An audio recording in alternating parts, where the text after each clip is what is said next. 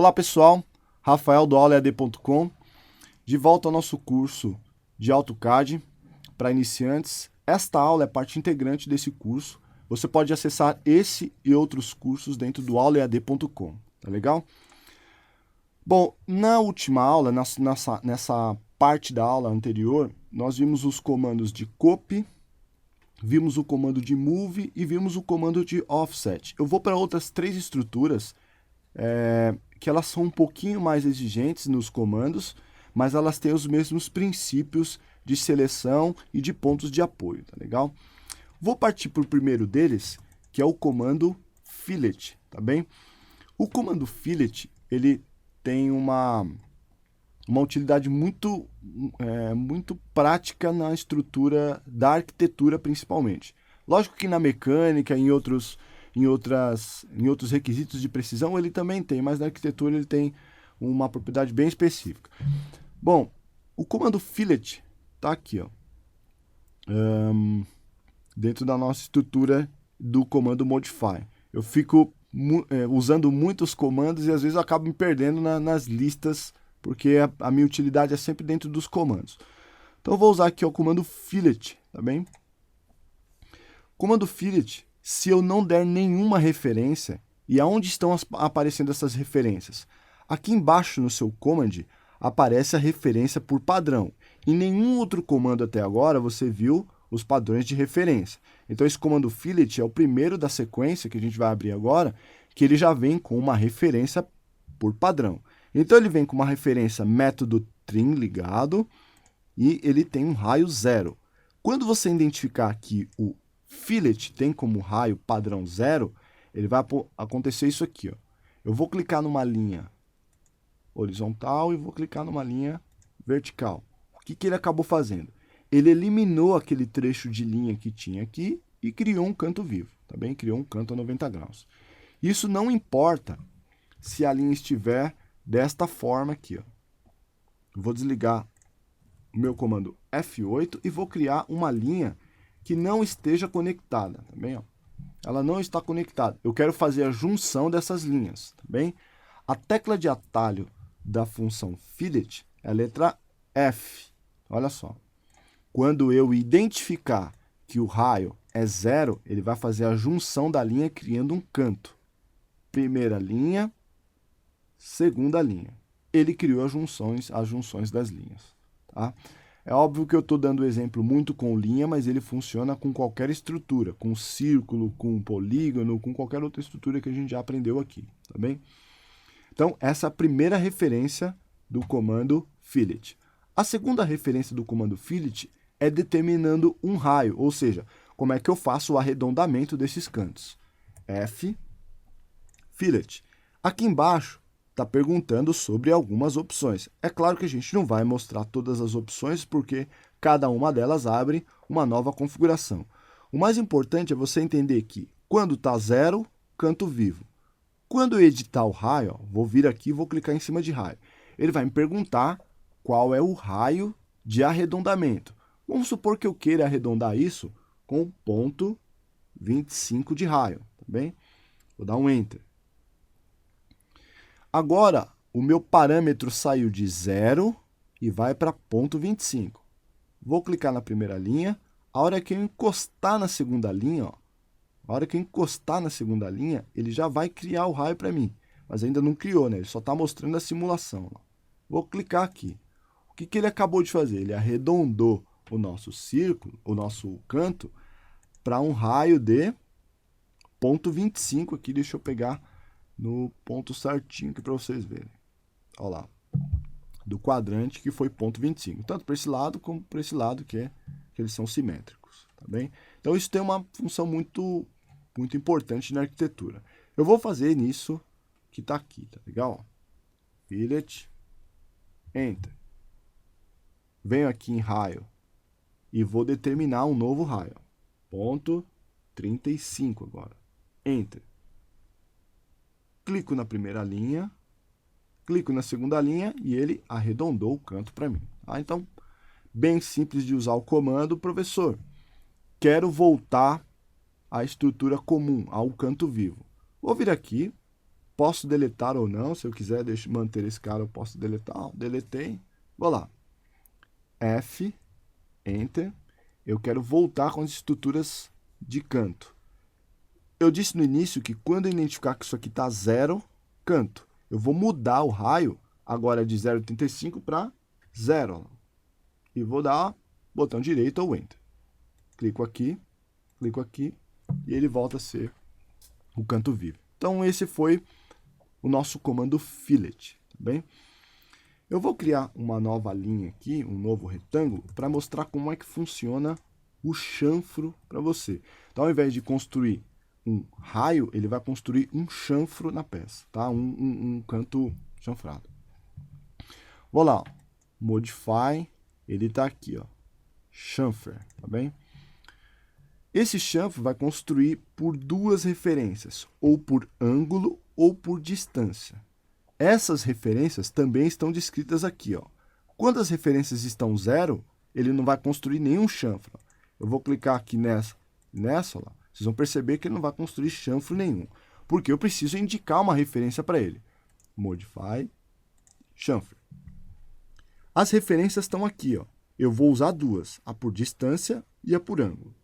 Vou começar determinando a distância, tá bem? Distância. Ele vai pedir a primeira coordenada. E como eu falei para vocês, sempre a primeira coordenada é de x. Eu vou indicar aqui que a coordenada de x é 0,50. Vou dar um Enter. Eu vou indicar que a coordenada de y é 0,25. Tá legal? Para ficar um pouquinho diferente. Indiquei os dois parâmetros e ele está pedindo agora para eu indicar a primeira linha e a segunda linha. Eu vou indicar a primeira linha e vou indicar a segunda linha. Olha o que ele fez. Ele acabou de fazer um chanfro. E esse chanfro, pessoal, está saindo com a medida que eu pré-determinei. Não é a medida do ângulo, tá bem? Porque isso é a medida do ângulo. A medida que a gente tem que conferir, e que eu vou passar para vocês, ó, vai mostrar aqui muito grande, mas porque a gente não configurou as cotas ainda. Lá. 0,50, que é a medida em x, e 0,25, lá, que foi a medida em y. Tá bem? A gente consegue conferir isso com o dist também, tá? DI, e a gente consegue conferir ele também aqui, lá. 0,50, e usando o Polar Tracking lá, que eu já mostrei para vocês, como é que faz para ele, para a gente usar o Polar Tracking como linha fantasma de medida. Lá. Tudo bem? Vou fazer o chanfro por ângulo aqui na parte de baixo, tá legal? Vocês estão vendo que o ângulo aqui é 90 graus e eu vou inclinar ele a 45 graus, tá bem? A tecla de atalho do comando chanfer é CHA, chanfer. Agora, ao invés de usar a distância, eu vou usar o ângulo. E agora, nessa primeira coordenada, ele está pedindo o comprimento do ângulo. Esse comprimento aqui, ó, deste ponto a este ponto. Só que nós vamos determinar um comprimento fixo aqui, né? Ó, comprimento de 1, bem? Vou dar o Enter, ou o botão direito, e agora ele vai perguntar sobre o ângulo, tá legal? Vou determinar que o ângulo é de 45 graus. Então, o que é que ele vai fazer? Com base na linha que eu clicar, a primeira linha determina a distância e a segunda linha determina o ângulo. Primeira linha, olha lá. Eu simulei um erro aqui para mostrar para vocês que quando você clicar, digitar um ângulo maior do que ele pode fazer, ele vai dar esse erro aqui, ó, bem, que ele não pode construir. E essa é uma pergunta muito comum dos alunos. Professor, estou tentando fazer um ângulo onde o comprimento do ângulo é maior do que a peça que eu tenho. Então, o legal é você conferir, ó, o comprimento que eu digitei foi 1, mas a peça que eu tinha era de 0,76. Então, eu tenho que ter um comprimento adequado para construir esse ângulo. CHA, agora, por ângulo, a primeira distância, agora eu vou colocar 0,50 e o ângulo de 45. Primeira linha, olha lá, ó, ângulo maior, tá vendo? Agora eu vou clicar daqui para cá, ó. Mesma coisa. Por isso que tem que ficar de olho nessas distâncias, tá? Agora eu vou colocar bem menor para a gente já conseguir fazer de fato, tá? 0,25 e 45, tá? primeira linha, segunda linha. A distância, olha lá, de ponto 25, que foi o que a gente determinou, tá legal? E o ângulo, eu vou medir aqui para vocês, tá? Ângulo, aqui o ângulo interno, né? E eu vou medir o ângulo do lado externo para vocês verem qual foi a configuração dele. Olha lá. O ângulo de 45 graus. As cotas estão aparecendo bem grandes porque a gente ainda não configurou essas cotas para o nosso sistema de medidas, tá? Então, esses são os dois parâmetros do chamfer, por distância e por ângulo, bem? Galera, eu vou mostrar o comando de espelhamento agora para vocês. Vamos supor que eu tenha essa peça deste lado aqui e eu quero criar um espelho dela, tá bem? Modify, Mirror, bem? Esse cara está aqui em cima, ó. Mirror. Vou selecionar a peça e agora eu sou obrigado a selecionar por tecla pela janela Crossing, tá bem? Selecionei. Vou dar o botão direito. Tomem cuidado para não escolher um ponto central. Quando eu uso o Mirror, eu opto sempre por escolher as extremidades. Então, vou escolher a extremidade aqui, ó. Uma das extremidades, né? Cliquei numa das extremidades. Quando eu levo o cursor para cima, e nesse caso eu estou deslocando no eixo Y, ele espelha da direita para a esquerda ou da esquerda para a direita, dependendo da posição da peça. Se eu levar o cursor para o eixo X, ele espelha de cima para baixo, tá vendo? Se eu levar o cursor para 90 graus, ele espelha da esquerda para a direita. Se eu levar o cursor para o eixo X, para a direita ou para a esquerda, né, ele vai deslocar para cima ou para baixo. Então, eu vou clicar aqui, ó, vou clicar no eixo que eu quero, tá vendo? Cliquei. Ele vai fazer uma pergunta, se você quer manter esse objeto original ou se você quer só manter a cópia. Se eu colocar não, olha lá, ele mantém os dois objetos. Vou dar um Ctrl Z aqui e vou fazer o comando de novo.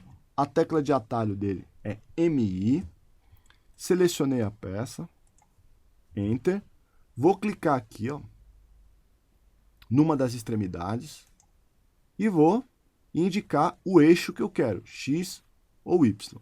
Vou clicar aqui no Y novamente, ó.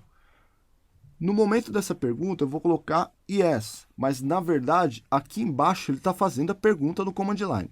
Yes ou No. Como eu sei que a palavra Yes começa com Y, eu vou colocar aqui, ó. Yes, eu quero apagar. Ele apagou o objeto original e manteve só o objeto de espelho. Tudo bem? Vou para mais um recurso, que é o comando de Rotate. Professor, eu quero rotacionar isso aqui, eu não quero manter ele dessa forma. Eu quero rotacionar ele para alguma opção, tá bem? Vou vir aqui, ó, comando Rotate, tá bem? Novamente, eu vou selecionar todas as peças ou uma peça. Nesse caso, eu estou optando por selecionar todo mundo. Vou dar um Enter. Ele vai pedir sobre um ponto base. Lembra do ponto base do Copy, do Move, do Mirror agora há pouco? Todos eles pedem esse ponto base, legal? Vou selecionar o ponto base no meio, tá bem? Tomem cuidado com esse ponto base, porque se você coloca aqui do lado de fora, olha o que ele faz. Ele determina aquele ponto base como ponto de eixo de rotação. Isso é ruim para a gente começar a rotacionar as peças. Então, eu vou apertar a letra ESC, Modify, Rotate. Seleciono a peça, Enter.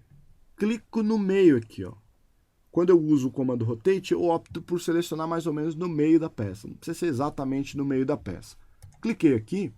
Se eu tiver com o orto desligado, ele vai me permitir ver isso aqui, ó. Bem?